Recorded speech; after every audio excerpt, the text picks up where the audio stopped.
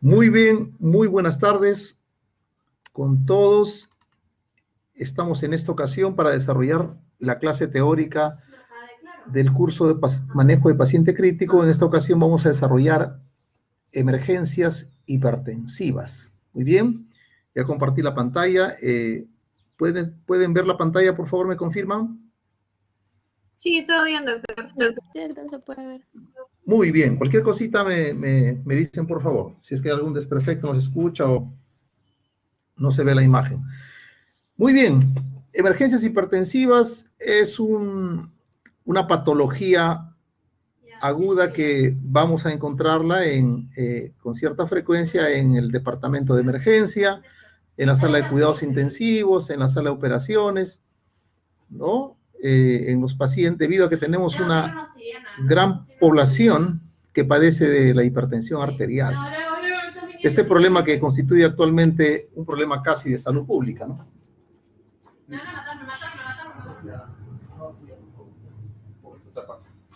Muy bien, entonces,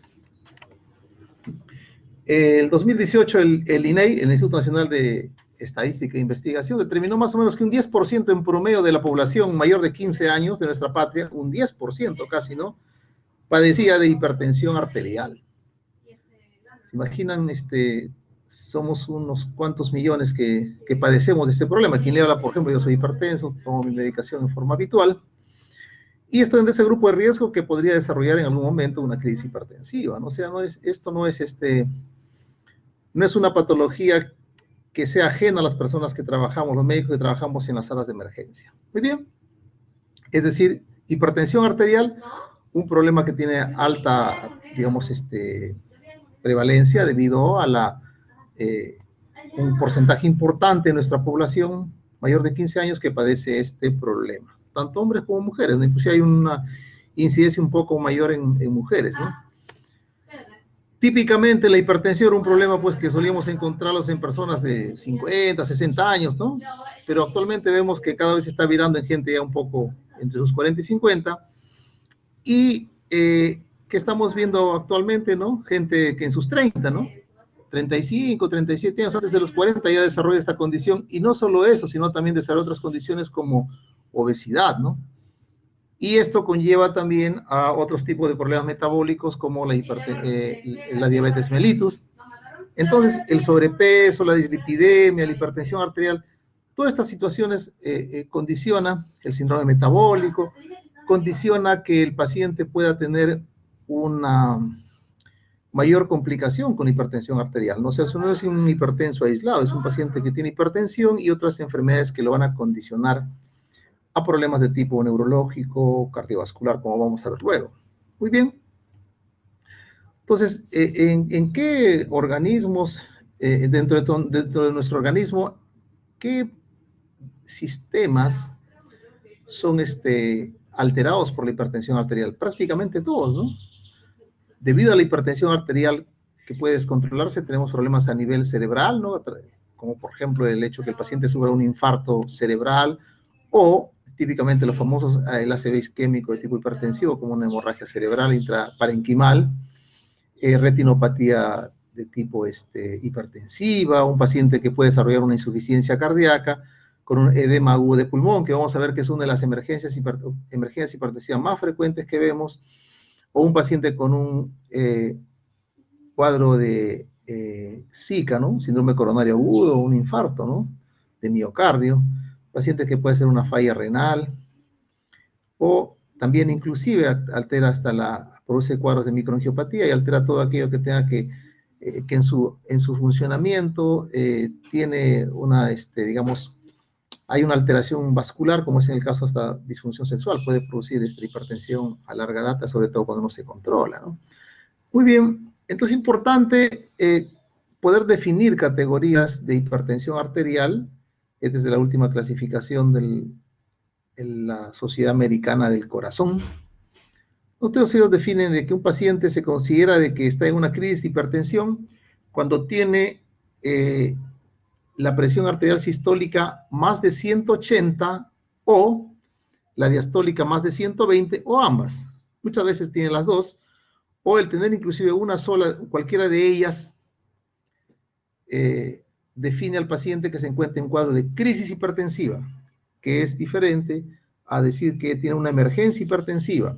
La crisis hipertensiva realmente es un cuadro más general y de esta se van a desprender dos variantes, como es la emergencia hipertensiva y la urgencia hipertensiva. Entonces ya sabemos, más de 180 la diasistólica o más de 120 la diastólica, las dos o cualquiera de ellas define que en un paciente se encuentra en un cuadro de crisis hipertensiva.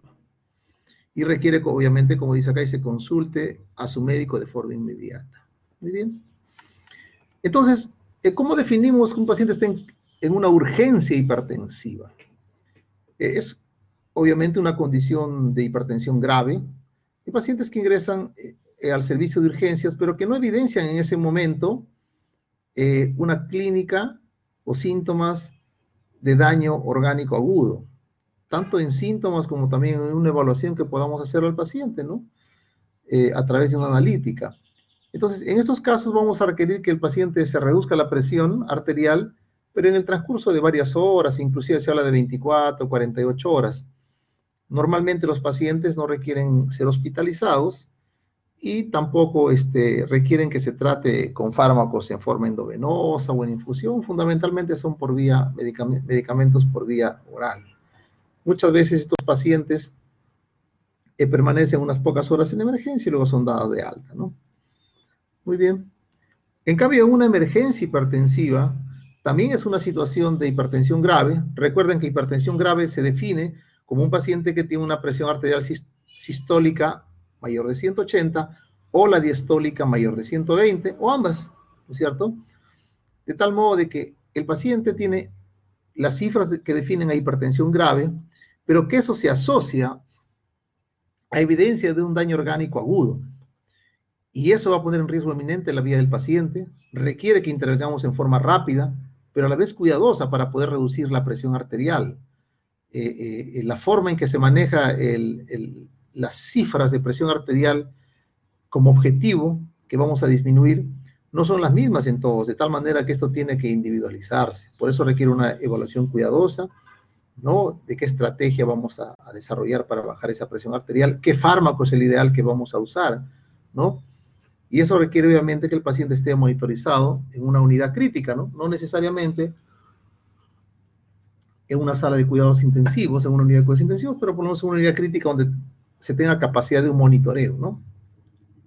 Control de la presión arterial, oxigenación, a través de la saturación de oxígeno, que se controle la frecuencia cardíaca, o que se controle el ritmo cardíaco, ¿no? Para de tal manera que si es que se presenta alguna complicación, uno pueda detectarlo a tiempo y tomar cartas en el asunto, ¿no? Y obviamente el manejo de esto usualmente requiere un tratamiento en forma endovenosa, ¿no? Y mientras el paciente está recibiendo este tratamiento de forma endovenosa, ya sea en infusión, obviamente el paciente requiere un monitoreo pues continuo, ¿no? Muy bien. Entonces aquí podemos ver una serie de daños a un órgano que se puede producir debido a una emergencia hipertensiva, ¿no? A nivel de cerebro, se puede producir desde un cuadro convulsivo, un ataque isquémico transitorio, un infarto, una hemorragia cerebral o un cuadro de encefalopatía hipertensiva, ¿no? O hasta lo que se conoce como una leucoencefalopatía posterior reversible. A nivel cardíaco, típicamente edema agudo de pulmón, una falla cardíaca congestiva o un cuadro de síndrome coronario agudo.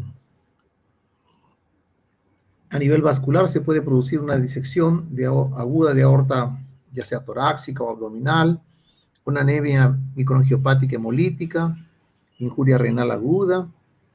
A nivel retinal, como les había dicho, ¿no? Se produce edema retinal, hemorragia, lo que se conoce como una retinopatía hipertensiva, ¿no? Y a nivel ginecológico se produce un cuadro que es conocido como eclampsia, ¿no? Precedido por la preeclampsia, en la cual nosotros podemos detectar y evitar que el paciente vaya a desarrollar un cuadro de eclampsia. Muy bien.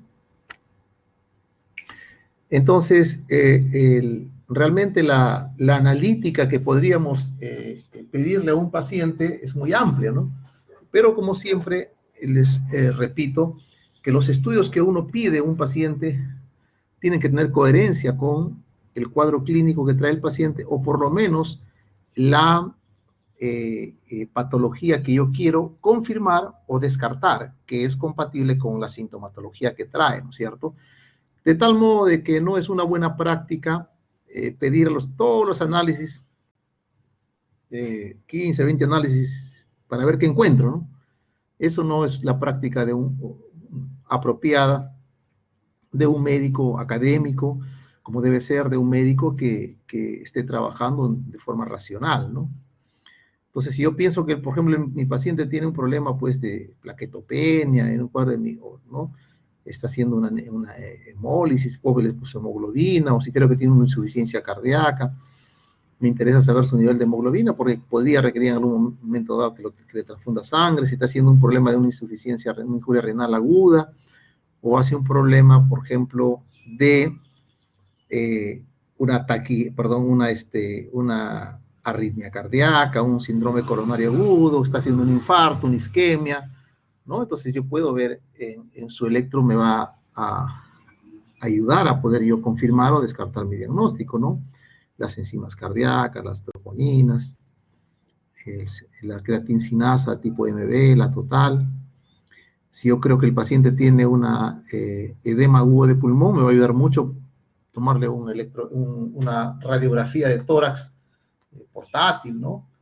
E inclusive poder tomar hasta una ecovisión, o sea, una ecocardiografía muy básica, me va a dar una idea, tal vez no exacta, de la fracción de eyección ventricular de este paciente, pero por lo menos ver signos de que este paciente tiene una fracción de eyección disminuida, ¿no? Aunque no lo pueda yo decir con qué porcentaje en forma exacta, como podría ser un cardiólogo, ¿no? Muy bien. También podría usar hasta inclusive el ultrasonido, ¿no? Para poder ver si un paciente tiene un edema agudo de pulmón, usamos el ultrasonido y podemos ver típicamente una especie de artefactos que se ven en los signos que se ven en el ultrasonido pulmonar, como son lo que se llama en alas de cometa, ¿no? Entonces, los estudios nuevamente que yo voy a pedir en un cuadro de crisis hipertensiva están en función al cuadro que yo estoy sospechando. Por ejemplo, si yo sospecho que mi paciente tiene, por ejemplo, súbitamente dolor abdominal, de repente le palpo y como una masa pulsátil, tiene la presión alta, entonces yo voy a pensar que este paciente podría ser que tenga una aorta, una disección de aorta, disección aguda de aorta, tóraco abdominal, entonces yo podré pedirle una angiotomografía, ¿no? Torácica y abdominal. Si yo, por ejemplo, mi paciente que tiene un cuadro de hipertensión arterial con alteración del sensorio y de repente encuentro un déficit focalizado en el hemicuerpo derecho, podría pensar que tiene una hemorragia intracerebral o tal vez un cuadro de una ACV isquémico.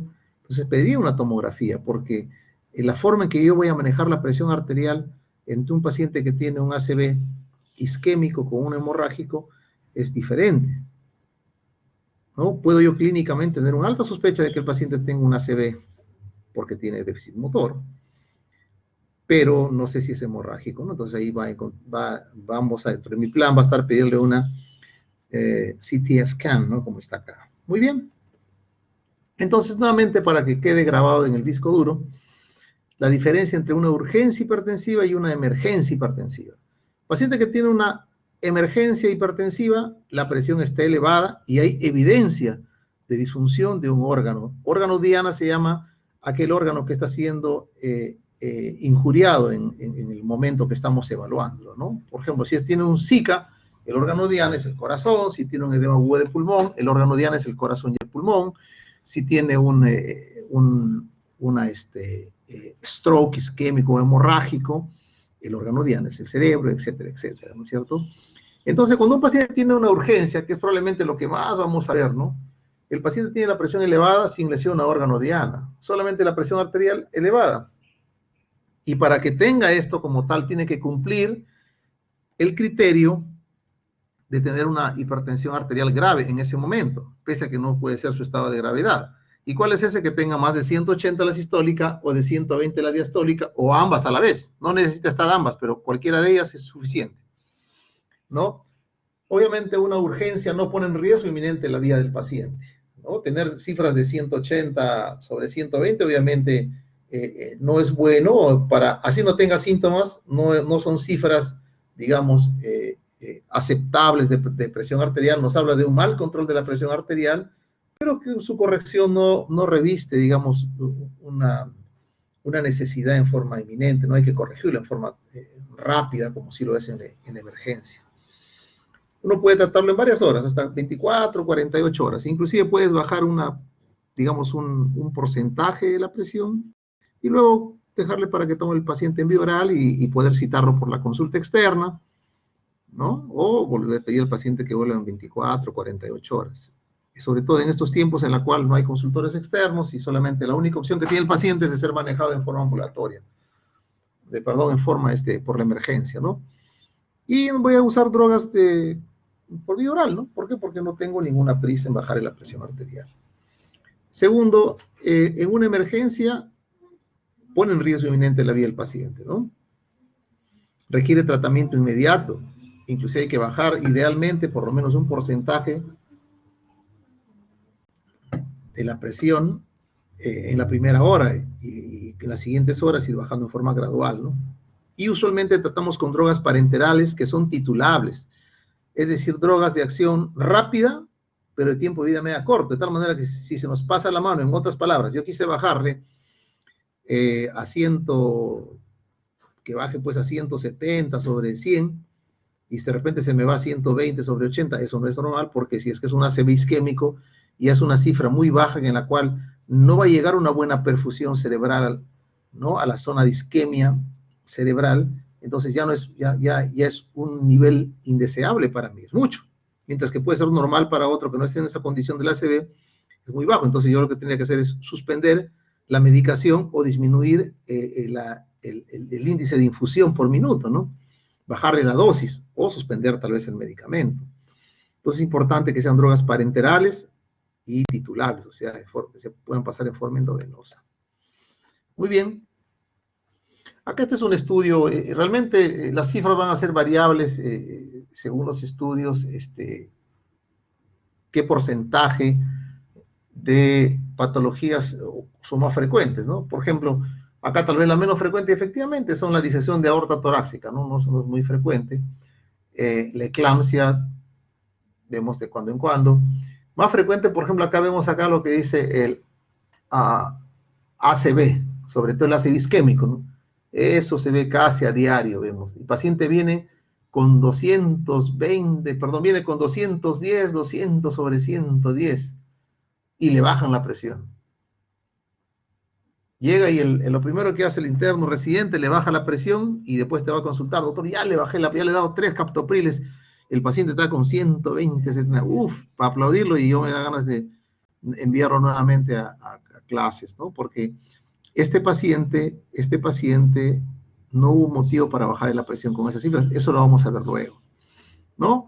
Otro tipo de problema es el edema agudo de pulmón, bastante frecuente también, vamos a encontrarlo, dado que tenemos mucha gente que hace infartos de miocardio y que sobreviven a esta condición, pero que obviamente luego del infarto el paciente queda con un corazón ya insuficiente, porque lo que hizo, ya sea al trombolizarse o al ir a cateterismo, es disminuir el grado de lesión cardíaca, pero ya la función cardíaca no es la misma, disminuye.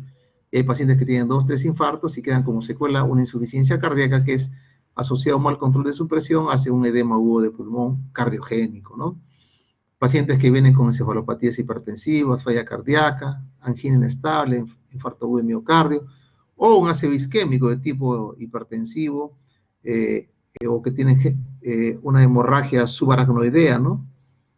Entonces, tipos son diferentes cuadros de emergencias hipertensivas que vamos a ver.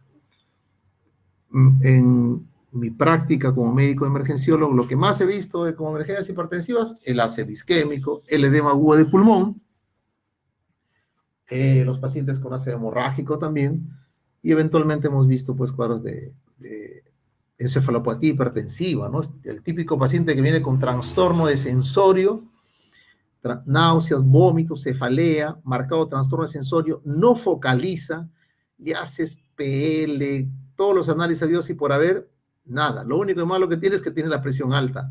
Entonces, la tomografía sale normal, entonces es un paciente que tiene encefalopatía hipertensiva. Muy bien. Entonces, esto también no confundir con gente que tiene una hipertensión severa, pues aislada, ¿no?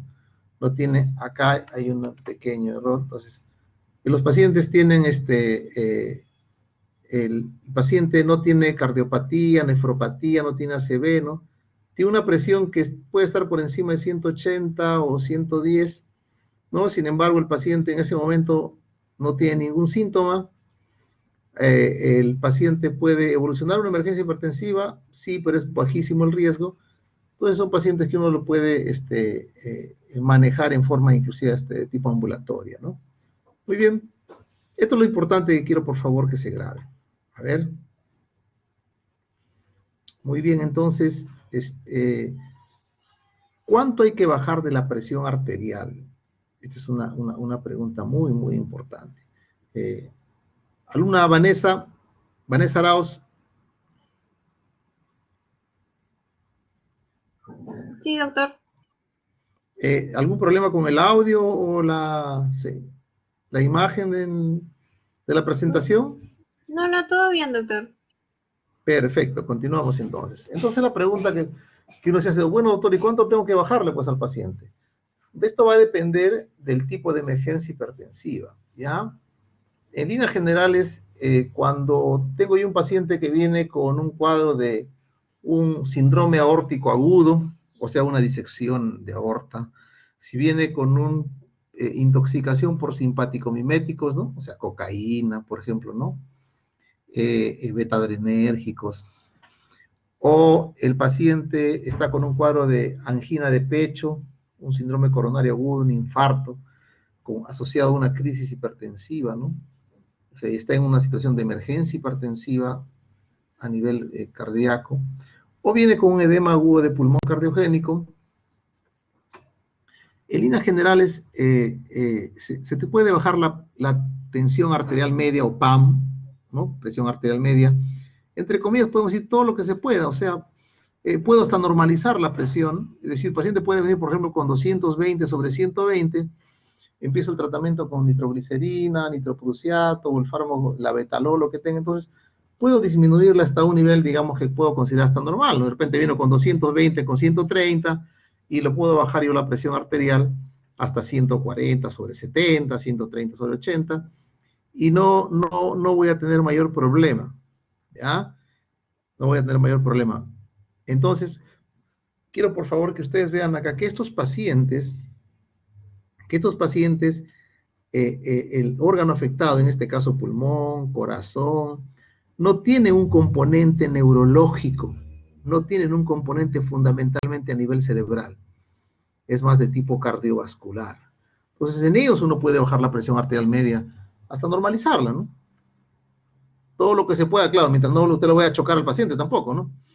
Entonces, en cambio, cuando yo tengo un paciente que está en una emergencia hipertensiva, ¿no? Que incluye al cerebro, como por ejemplo la encefalopatía hipertensiva, un accidente cerebrovascular de tipo hemorrágico, ¿no? O inclusive o de tipo isquémico, por ejemplo, ¿no? O que tiene, por ejemplo, una preeclampsia, eclampsia, un síndrome de HELP, ¿no es cierto?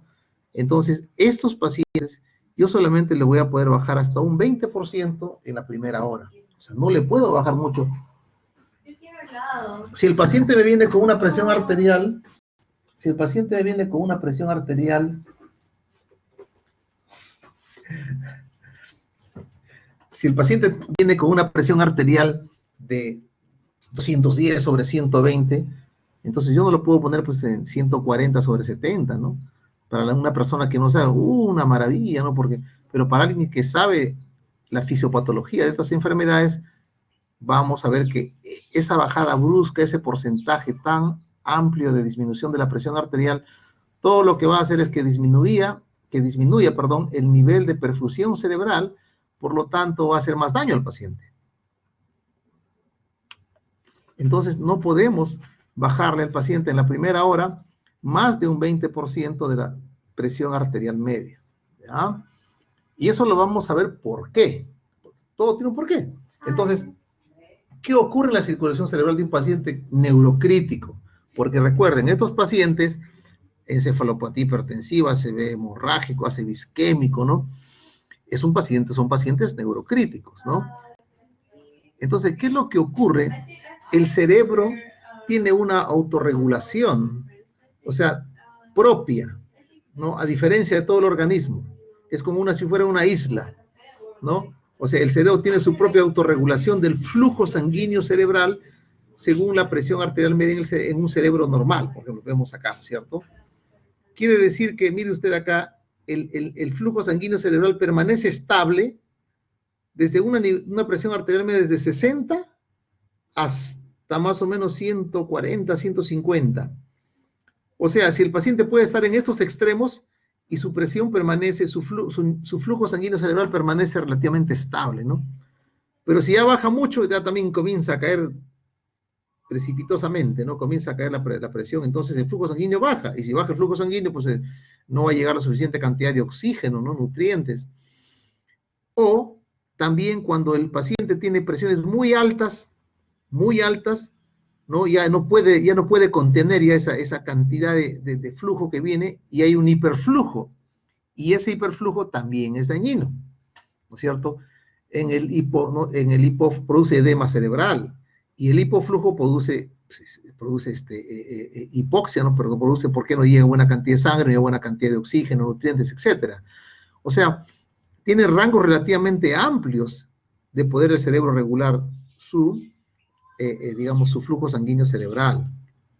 ¿Qué es lo que pasa cuando un paciente tiene hipertensión crónica, ¿no? Paciente pues hipertenso de larga data, ¿no?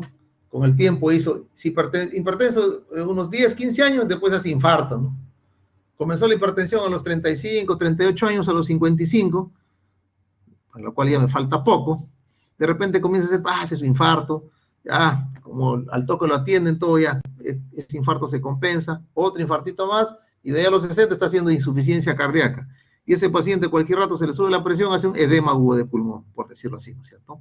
Entonces, normalmente, o el paciente puede hacer un problema de un ACV isquémico, un ACV hemorrágico, ¿no? O sea, el hipertenso crónico, ¿no? Tiende a regular, ¿no? Perdón, de correr su nivel, digamos, de autorregulación, ¿no? Es diferente a un paciente normotenso, ¿ya?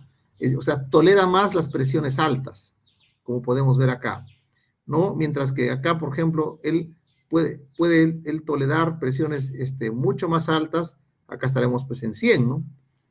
Hasta 160 de presión arterial media, ¿no? Mean arterial pressure. Entonces quiere decir que el paciente hipertenso crónico tolera mucho mejor las cifras de presión arterial alta, y pese a eso mantiene un flujo sanguíneo cerebral bastante aceptable, hasta cierto punto también, pues, ¿no? Hasta cierto punto. De tal modo de que nosotros, acá lo podemos ver, ¿no es cierto? Nuevamente lo que habíamos conversado.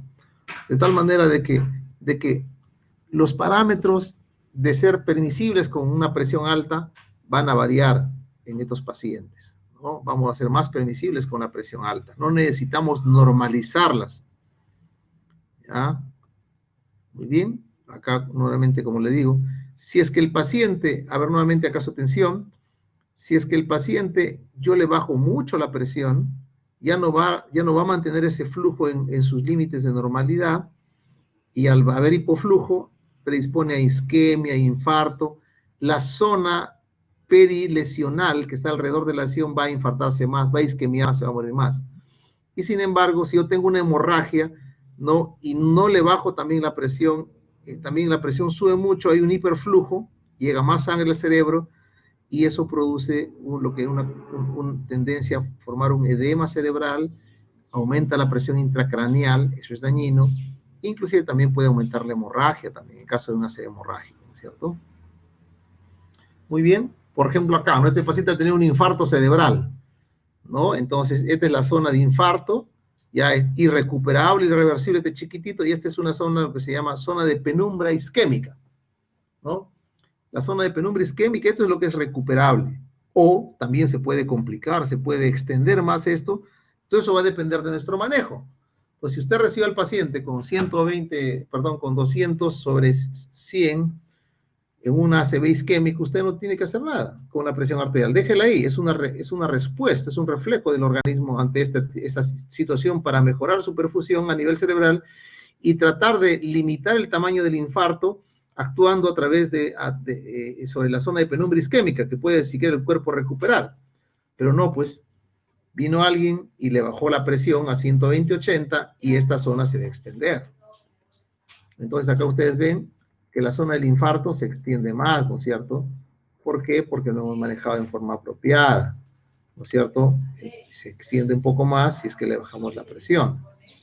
Muy bien, entonces, frente a esto tenemos un arsenal terapéutico disponible en nuestro país, ¿no es cierto? Tenemos el nitroprusiato sódico, la nitroglicerina, tenemos la betalol y también tenemos el nalaprilato, ¿no es cierto? El nalaprilato de forma parenteral. ¿Qué es lo que más usamos actualmente? La betalol y nitroglicerina. Es lo que más usamos. Eventualmente, para crisis hipertensivas muy rebeldes, podemos usar el nitroprusiato sódico, que es mucho más potente, ¿no?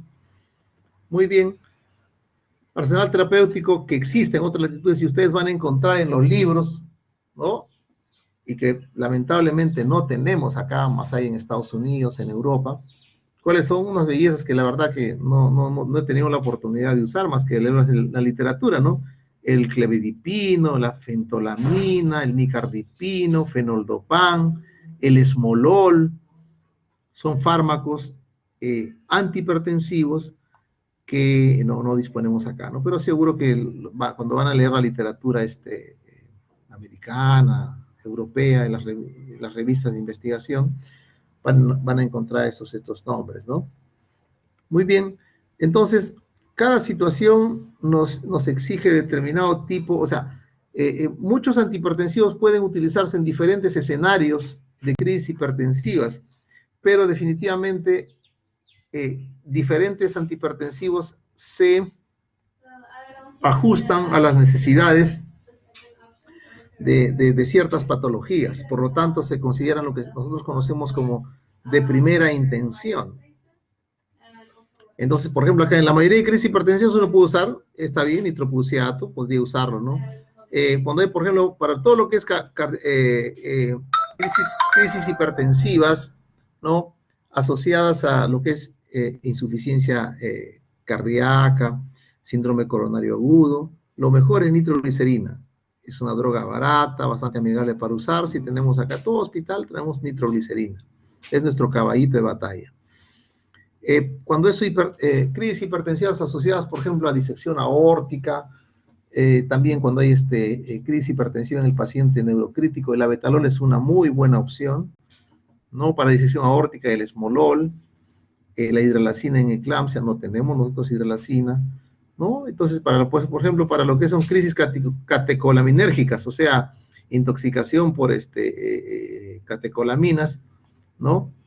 Fentolamina, nicardipino, etcétera, ¿no es cierto? Muy bien. Acá está la dosis en la que se tiene que usar, el tiempo en que demoran usar y más o menos una explicación farmacológica, ¿no? Cómo actúa sobre la precarga, en la poscarga, si tiene algún efecto o no en el gasto cardíaco, ¿no? De cardiac output.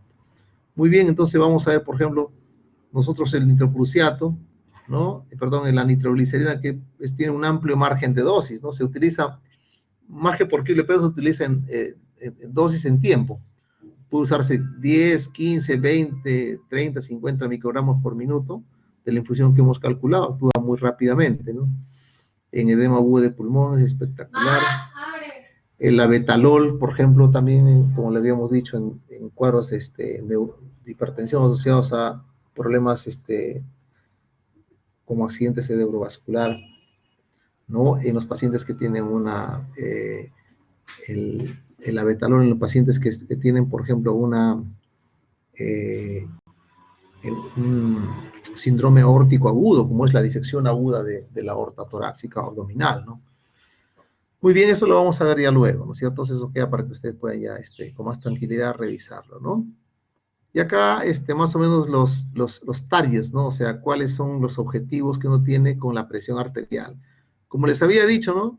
Todo lo que es paciente neurocrítico, o sea, encefalopatía hipertensiva, stroke isquémico, siempre el punto es hasta máximo 20% de la cifra que traía el paciente en la primera hora, ¿no? Acá 20 por 15, 20%, 20% más o menos. En cambio, por ejemplo, lo que es el left ventricular failure, que es la falla ventricular aguda, donde está pues el edema agudo de pulmón, es una forma de falla ventricular aguda, puedes bajarla hasta presión arterial media entre 60 y 100, ¿no? La presión arterial media, ¿no? De tal modo de que eso pues prácticamente es casi a normalizar al paciente su presión. Igual en la disección aórtica, ¿no? En cambio, en el paciente que tiene, por ejemplo, infarto agudo de miocardio, también habíamos dicho que se puede bajar hasta casi normalizar, ¿no? Como es la presión arterial media entre 60 y 100, ¿ya? Entonces, comenzamos con las patologías específicas. Ojo acá, porque eso es lo que vamos a revisar cuando hagamos la práctica, los casos clínicos. ACV isquémico. Todos los días nos llegan pacientes con accidente cerebrovascular isquémico, ¿cierto? Podemos ver acá esta hipodensidad, que es evidencia del infarto cerebral que tiene este señor en el hemisferio izquierdo, ¿no? Entonces, a ver, sigamos. El stroke isquémico, ¿no? Entonces tenemos acá está normal, acá tiene ha tenido un ACV de tipo isquémico.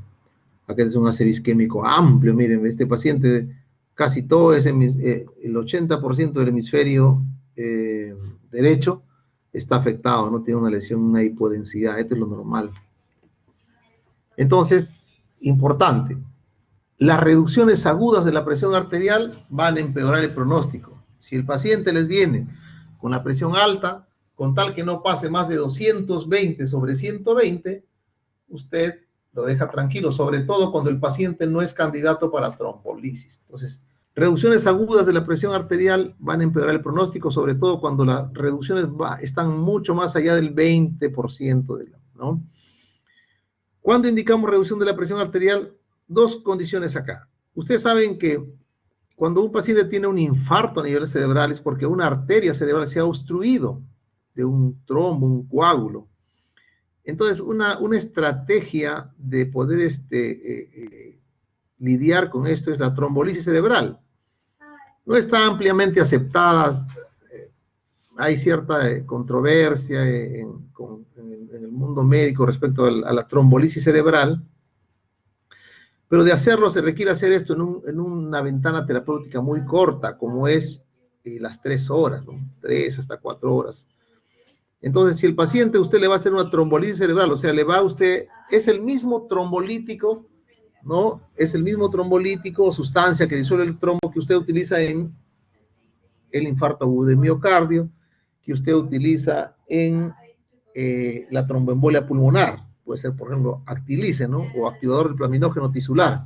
Entonces, usted usa entonces, si es que el paciente tiene más de 220 sobre 120, bájelo usted, ¿no? Más o menos un 15, 20%. Solamente si es que no lo va a trombolizar. Si no es candidato, o sea, no lo va a trombolizar, o sea, va a quedar ahí con terapia conservadora, solamente si es mayor de 220 sobre 120. Como ya hemos dicho, hasta un 20% se puede bajar. La primera hora, de ahí en forma gradual va a ir bajando.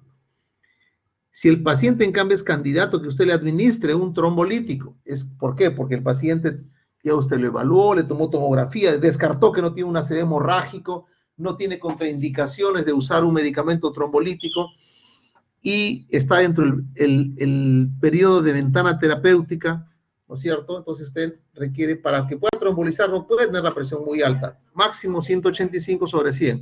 Entonces usted ahí, recién ahí usted le va a bajar, o sea, si por ejemplo si viene con 195 sobre 110 tiene que bajarle, pues, ¿no? ¿Y cuál es el medicamento ideal para bajar en estos pacientes? Porque también no se puede bajar mucho, ¿no? Si no ponerlo al paciente esta cifra ya ha sido estudiada, que es más o menos segura, relativamente segura para que el paciente tolere la trombolisis sin mayor complicación hemorrágica. Entonces, labetalol, ¿no?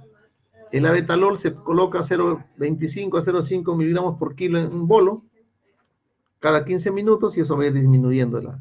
El otro medicamento es nicardipino. Lamentablemente nicardipino no tenemos acá, se pone una bomba de infusión continua, ¿no? Pero sí tenemos labetalol, más o menos una ampollita de 25 miligramos, está costando un promedio de 90 soles, casi 100 soles, no es tan barato, ¿no? Muy bien. ¿Qué otra emergencia hipertensiva a nivel neurológico tenemos?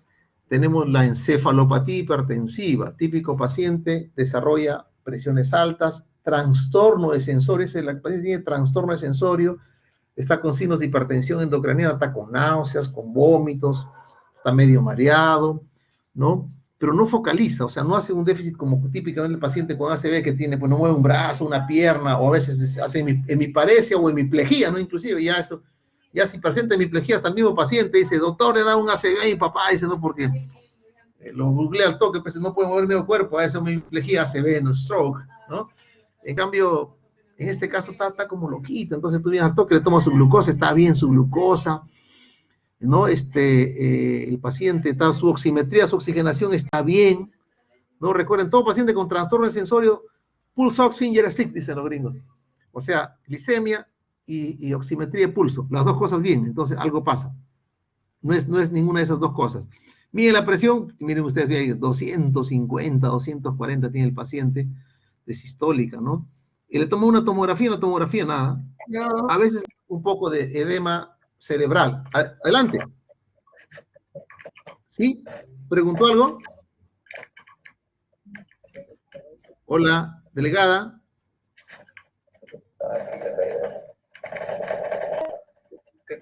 No, al parecer es su micro. Ahorita, Valeria, por favor, sí, apaga tu micro. Estoy panteando. Muy bien, continuamos. Que apague su micro, por favor. No ve nadie. Muy bien, entonces, a ver, perdón. Está jugando, creo,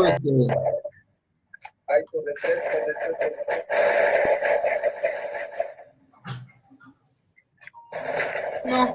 Andrea Falconi. ¿Va a entenderlo?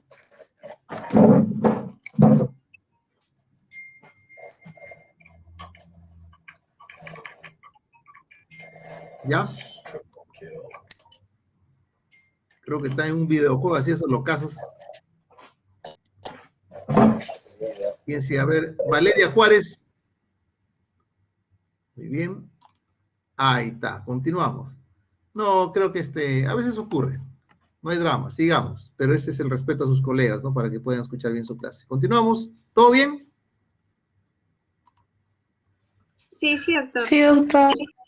Ya, entonces estamos con la encefalopatía hipertensiva, ¿no? Entonces vimos típicamente un paciente con trastorno de sensorio, trastorno agudo de sensorio, no focaliza, náuseas, vómitos, signos de hipertensión endocraniana, presión muy alta, tomografía, no encuentran ni sangrado ni nada que explique su cuadro, presión alta, ¿no? Entonces, encefalopatía hipertensiva, ¿no es cierto? Muy bien, entonces sigamos.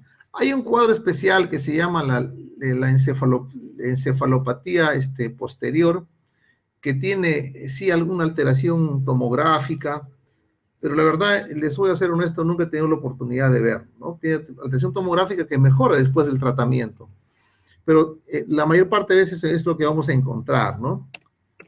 Entonces, en la encefalopatía hipertensiva, la droga ideal, nuevamente, es labetalol. Igual, dosis iniciales, ¿no? De 20 miligramos, que es más o menos el promedio de dosis que se utilizaba ¿no? Por kilo de peso que aprendimos a usar. Se da 20 miligramos, seguidamente se le puede colocar 40, 80 miligramos cada 10 minutos, ¿no? Hasta que vaya disminuyendo la presión arterial.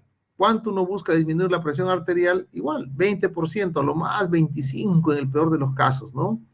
Y el paciente gradualmente va a ir mejorando.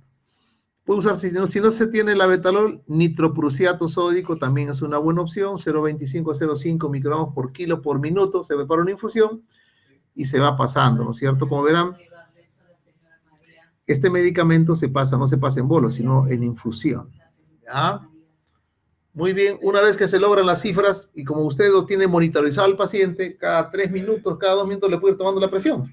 Le va tomando la presión de tipo no invasiva, ¿no? O sea, en un manguito, en un CAF, y haciendo un control de un monitoreo no invasivo de la presión arterial, logra la presión arterial que baje en un 20 hasta máximo 25% para la mano, ¿cierto? Muy bien. En caso de un ACV hemorrágico, ahí sí, ¿qué podemos tener? Por ejemplo, típicamente una hemorragia subaracnoidea, ¿no? Entonces, una hemorragia intraparenquimal. En caso de una hemorragia subaracnoidea o intraparenquimal asociada a hipertensión arterial, lo ideal es que la presión arterial sistólica no esté por encima de 140, ¿no?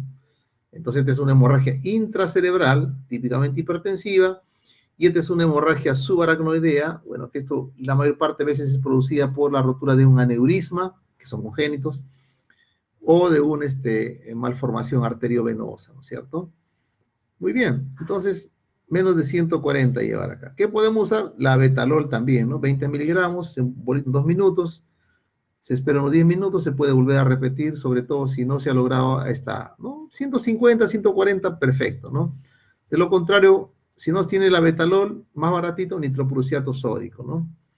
Que igual también se pasa una infusión, se calcula según el kilo de peso, se calcula para pasar por kilo por minuto, ¿no? Entonces, recordamos, ¿cierto? Si es de hemorragia intracerebral, que la presión arterial sistólica está en 140 o menos, bien, y un HCA 150, 160 máximo, estamos bien por ahí.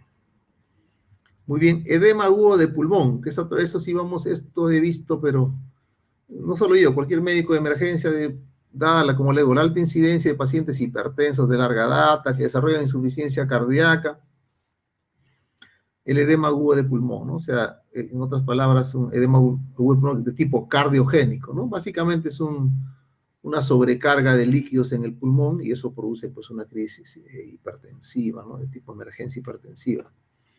Entonces el paciente típicamente está ortopneico, sudoroso, diaforético, con hambre de aire, desesperado, con una descarga adrenérgica terrible, ¿no? Por lo que tenemos el pacientito acá, con su oxígeno, y tiene ingurgitación yugular, edema a veces en las piernas, no siempre, ¿no? Pero edema en las piernas, ingurgitación yugular, le auscultas en los pulmones, tiene crepitantes. Cuando está edema agudo de pulmón, tiene prácticamente más de la mitad, ¿no? de ambos pulmones, escucha los crépitos, subcrépitos, roncantes, el paciente está muy taquipneico. Estos son los signos, ¿no? Hay una redistribución del flujo, ¿no? Hay una como en alas de mariposa, una cefalización de los vasos sanguíneos, las famosas líneas de Kerley. Hay líquido entre cisura y cisura, se junta un poco el líquido que se llama la cisuritis, también le conocen, ¿no? Pero realmente es una difusión, es un derrame pleural, ¿no? Bien localizadito, ¿no? Y hay el incremento del índice cardiotorácico. Eso ocurre usualmente en personas que ya tienen insuficiencia cardíaca, un corazón grande, hipertrofiado, ¿no? Entonces ahí le podemos hasta lograr la resolución del edema agudo de pulmón, ¿no? Y como habíamos visto, estos son los cuadros en los cuales uno le baja la presión hasta que se normalice, pues, ¿no? Entonces comienzas con dosis en forma increciendo, ¿no? De 5 microgramos, 10 microgramos, 15, 20, 30, 50 microgramos por minuto. Vas incrementando cada 5 minutos. Eso dice la teoría, pero realmente este es un medicamento muy noble y nosotros tratamos, a veces empezamos con 20 de frente, 20, 30 microgramos por minuto y vamos controlando. Acá el secreto está en monitorizar la presión. Si vemos que ya está bajando mucho y rápido, ¡pum!, suspendemos o disminuimos el índice del medicamento, ¿no? Y muchas veces el paciente requiere quedarse con una infusión por unas cuantas horas, pero ya más compensado. Y libre el paciente de ser intubado, de ir a ventilación mecánica, aunque una estrategia para manejar tanto el cuadro como la insuficiencia respiratoria en un paciente puede ser el uso de ventilación mecánica no invasiva, o sea, una ventilación a presión positiva, pero que no requiere el uso de la intubación del paciente, ¿no? Porque estos pacientes mejoran rápido. Eventualmente algunos pacientes van a ventilación invasiva, pero la mayor parte de ellos no, y un buen grupo, si se tiene experiencia manejando la ventilación no invasiva, puede darse como una buena opción para el manejo de estos pacientes, ¿no? Y como decimos, ¿no? Una PAMA, o sea, la presión arterial media, ¿no? La presión arterial media entre 60 y 100, que es más o menos casi un paciente, más o menos llevarlo por 130, 70, 130, 80, ¿no? Está más o menos por estos niveles, ¿no? Muy bien. Otro punto es el síndrome coronario agudo, ¿no? Es decir, que ese nivel de presión arterial, muy alta está asociada a la obstrucción de una arteria coronaria, ¿no es cierto? Entonces acá podemos ver, por ejemplo, que se manifiesta el infarto con un supradesnivel del segmento ST, en este caso está, acá ya está, este es el ST está elevado, de la línea eléctrica ya está a más de 2 milímetros, en B1, B2, B3, B4, B5, hasta B5, ¿no? O sea, es un IMA antero, es la cara septal, la cara anterior, es un IMA anteroseptal, ¿no? Casi hasta un poquito por acá también ya. Es un IMA anteroseptal, ¿no? Este cuadro coronario, ¿no? Tengo yo que iniciarle rápidamente nitroglicerina, que es lo ideal, ¿no? Se inicia de 5 microgramos por minuto y vamos incrementando doble en forma gradual. ¿Cuál es el objetivo? Llevarlo más o menos a una presión arterial sistólica de menor de 140, ¿no? Como le dije, ¿no? 130, 140, 120.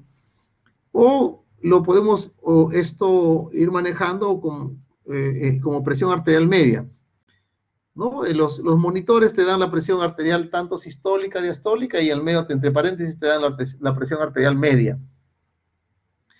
Entonces, tenerlo entre 70, 80 de milímetros de mercurio de presión arterial media está excelente, ¿no? Está muy bien.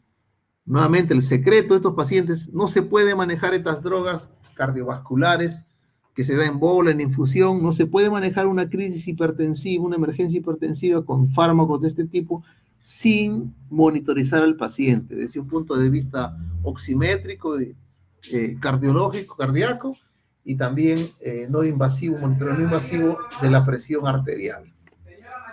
Muy bien. Caso de disección aórtica, ¿no? El paciente típicamente hace un dolor de pecho, hasta se sincopa, a veces es un dolor intenso, ¿no? Y de repente el paciente, usted le toma, un infarto al toque, viene, y como es la norma técnica internacional te dice: todo paciente que tiene dolor torácico mayor de 40 años, electro al toque, porque hay que descartar un infarto. Y usted le toma un electro y no tiene signos de infarto, y el paciente dice que le duele el pecho, intenso, ¿no? Hasta le toma una placa y muchas veces no encuentra nada, y a veces, si tiene la suerte, va a encontrar esto, ¿no? Que usted ve un ensanchamiento acá, a nivel mediastinal, ¿no? Es el botón aórtico, está elevado, calcificado. Entonces, usted puede tener una idea de que esto podría ser una disección aórtica aguda. Entonces, hay que bajar rápidamente la presión. Acá lo vemos acá. Entonces, este es ¿no? Está ensanchado ese mediastino. Y el electro fue normal, o sea, no es infarto. Muy bien. Entonces, el paciente tiene 220 sobre 92, sobre 100. Entonces, hay que bajar la presión arterial.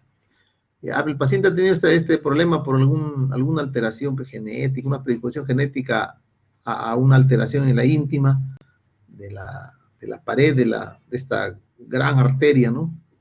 Se forma el aneurisma, y por efecto de la presión arterial alta, ¿no? Llega a ser este problema en la disección aórtica, que se puede ver acá, ¿no? Entonces está acá, por acá está disecada la aorta, ¿no? Entonces, este es un corte, por ejemplo, axial, ¿no? Ven un corte acá, y esta es la luz, lo que se llama la luz verdadera.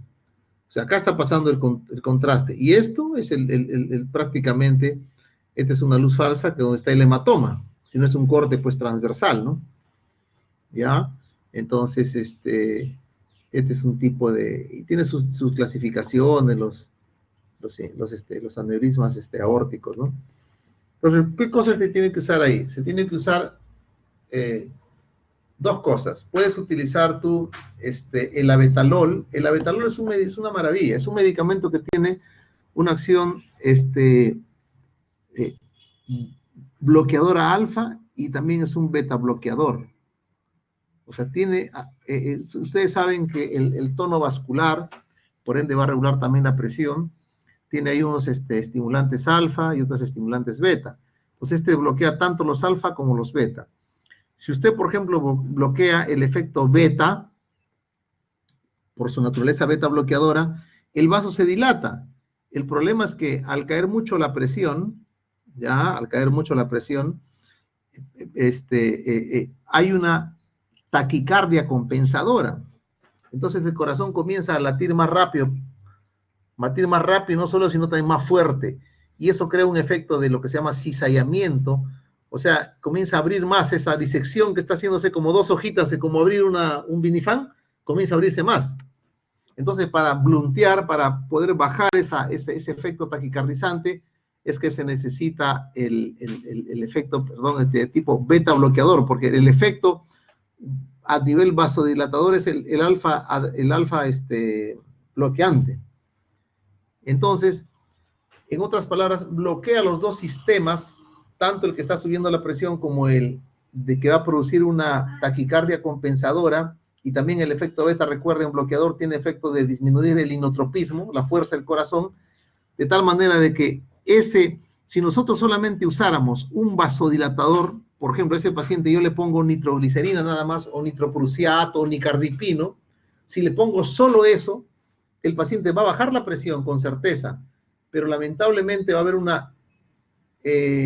una respuesta compensatoria del corazón de querer hacer un poco de taquicardia, y si lo hace de forma fuerte, va a aumentar más digamos, las fuerzas de cizallamiento, y por ende va a ampliar más la disección. En cambio, para evitar eso, yo le doy la nitroprusiato, nitroglicerina o nicardi, cualquiera de estos, con un medicamento como el esmolol, por ejemplo, si no tengo la betalol. En cambio, la betalol puedes usarlo solo, o sea, como monodroga. A la betalol ya no necesitas que le pongas adicionalmente nitroprusiato, nitroglicerina, ningún venodilatador, no. Él solo se vale. O sea, en otras palabras, es una maravilla para esta condición, la betalol. ¿Cuáles son los objetivos? Tener una presión arterial media menos de 80, ¿no? O una sistólica que no pase de 100, 110, ¿no? Y también bajar la frecuencia, o sea, tenerlo al paciente medio un poquito con tendencia a la bradicardia, ¿no? 55, 60, no más de 65. Porque si yo recuerdo, el paciente viene con presión alta, le meto nitroglicerina, ¡boom!, baja la presión, pero comienza a hacer taquicardia, 100, 110, eso no es bueno. Acá se le baja con el beta bloqueador o esmolol, como son cronotrópicos negativos, bloquean ese nivel de estimulación adrenérgica, ¡prum!, le baja la frecuencia. Entonces, esos son mis endpoints, mis targets, ¿no? Lo que yo busco con estos pacientes. Una presión arterial sistólica, 100, 110, o otherwise, o de otro lado, puedo decir una PAM, una presión arterial media de 80, y una frecuencia cardíaca un poquito medio bradicardicón, ¿no? O sea, tenerlo entre 55, 60, 65, ¿no? Muy bien. Igual también el injuria renal, que es otro cuadro que se me puede producir por las presiones muy altas, ¿no es cierto?, que se puede manifestar desde anuria hasta problema de oliguria. Drogas que se pueden utilizar: fenoldopán, nicardipino, que como les vuelvo a repetir, no tengo la oportunidad de conocerlos porque acá no hay en nuestro país, pero esta lo hemos usado en algunas ocasiones, ¿no? Que se puede usar para controlar. No es la de primera elección, es nicardipino, fenoldopán, pero también es una segunda elección y bastante aceptable la betalol. También se reduce hasta un 25% la presión. Pacientes que tienen, por ejemplo, preeclampsia severa, ¿no es cierto? Gestantes que para hablar de preeclampsia están ya por lo menos en la parte de presión alta, es la definición de más de 160, o la diastólica de 110, ¿no es cierto? Ya, entonces 160, la diastólica de 110, ¿no? Y que evidencian, digamos, lesión de órgano blanco a nivel hematológico, hepático, pulmonar, placentario, ¿no? Un síndrome de HELP, ¿no? Que eso significa, ¿no?, lo que son las enzimas hepáticas elevadas, disfunción hepática, ¿no? Low platelets, o sea, las plaquetas bajas, cuando hacen este cuadro especial que se llama síndrome de HELP, ¿no? Entonces necesito yo bajar en la presión. ¿Qué cosa voy a usar? ¿No? Pero antes de eso, ¿no? ¿Qué me hace pensar en que mi paciente podría tener una preeclampsia, ¿no es cierto? La presión alta, como vemos acá, ¿no? La sistólica mayor de 160, la diastólica mayor de 110, En el examen de hemograma veo que las plaquetas están menos de 100.000, y hay plaquetopenia. Las enzimas hepáticas están por 80, 90 o 100, o sea, es normal hasta 40 o 35, ya están el doble de elevadas de lo normal. Hay dolor, hay una epigastralgia, ¿no? Hay síntomas visuales, ves cotomas la paciente, ¿no? Un dolor de cabeza con síntomas visuales. La paciente tiene ya signos de disfunción renal, ¿no? Con una creatinina que está por encima de lo normal. Entonces eso ya me hace pensar que el paciente está desarrollando algunos aspectos de una preeclampsia severa y que pronto, esto es inminente, pronto esta paciente puede entrar a eclampsia. O sea, sobre esto se agrega un fenómeno, la eclampsia lo define ya la hipertensión con síntomas neurológicos como las convulsiones, ¿no es cierto? Entonces, ¿qué puedo usar en esta emergencia hipertensiva? Labetalol, ¿no? La labetalol, 20 miligramos en 2 litros en bolo, veo 10 minutos y así voy bajándole, ¿no? 20, 40, hasta 80, máximo 220 que puedo utilizar. Sin embargo, hay otro medicamento como el nifedipino, se da 10 miligramos por vía oral, se le puede repetir, y se puede controlar bien, ¿no? O también con el metildopa también se puede controlar, pero siempre y cuando el paciente tolere la vía oral, ¿no es cierto? ¿Qué pasa si el paciente me evoluciona eclampsia? O sea, si de repente estoy tratando de manejar la presión y me convulsiona, ¿no? Ya no se puede tomar por vía oral. Entonces, ¿qué he usado? Sulfato de magnesio. Sulfato de magnesio vienen acá. Esta es una presentación gringa, ¿no? De 5 gramos que viene al 50%. Nosotros tenemos el de 20%. En frasquitos de 10 centímetros tiene 2 gramos. 2 gramos por ampolla. Entonces, ¿cómo hacemos?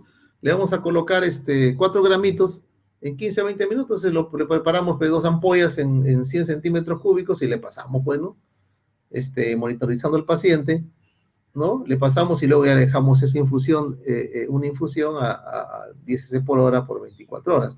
O sea, en total le vamos a pasar en 24 horas 10 gramos, pero lo primero que hay que pasar son 4 gramos en el primer bolo, ¿no? Entonces, si usted no tiene las 5 ampollas, con que tenga 2 suficiente, 2 la pone en 100 y se lo pasa pues en 15, 20 minutos y eso controla, y ya después ya se consigue para dejarle una infusión, ¿no es cierto? En una infusión que termine las siguientes 24 horas. Y hay que estar mirando pues si el paciente no presente signos de toxicidad por el sulfato de magnesio, ¿no? Básicamente, vigilancia de los reflejos, por ejemplo, es una de ellas, ¿no? Entonces, nuevamente acá, entonces ya estamos terminando, entonces para que ustedes puedan revisarlo, ¿no? Lo que se llama los diferentes tipos de patologías de emergencia hipertensiva, los objetivos de bajar la presión hasta cuánto, el fármaco que es de primera línea y algunos alternativos. Algunos tenemos acá, otros no. Este es de la sociedad de la European Society of Cardiology, la Sociedad Europea de Cardiología, ¿no? Y la Sociedad Europea del 2018, ¿no? Está bastante. Este es de una clínica de medicina de emergencia Norteamérica. Igual también nos da, ¿no? Los objetivos, hasta cuándo reducir la presión arterial según el escenario clínico, las opciones de drogas y algunas consideraciones farmacológicas de algunas complicaciones o que tomar en cuenta cuando se usan estos medicamentos, ¿cierto? Muy bien. Igual aquí también, ¿no? Y aquí también. De tal manera que esto puede usted revisarlo y sirve ya como una especie de un pequeño librito, ¿no? Muy bien. Entonces, eso es todo lo que podemos hablar sobre crisis hipertensiva. Si alguien tiene alguna pregunta, bienvenido.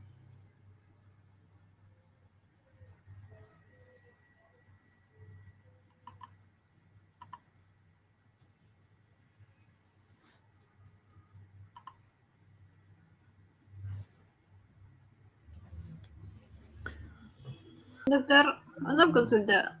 Si el paciente llega con una emergencia hipertensiva y luego se le controla, pero justamente en ese control empieza a convulsionar, ¿cuál es la etiología? ¿O qué podríamos hacer? Claro, a ver. Si un paciente en ese momento empieza a convulsionar, independientemente del cuadro que sea, manejamos la convulsión. O sea, no va a ser suficiente solamente con ponerle un antihipertensivo, ¿no?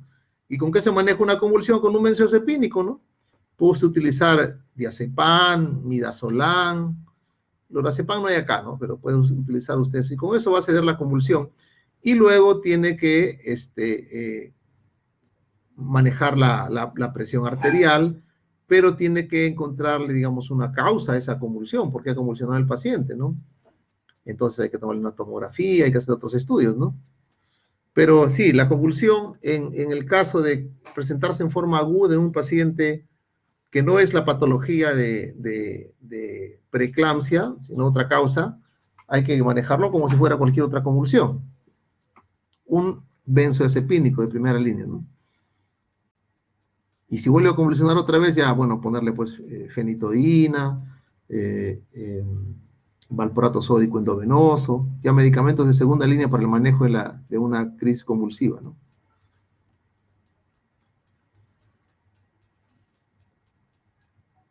¿Alguna otra pregunta? Muy bien, ya estamos sobre la hora. Vamos a dejar de compartir.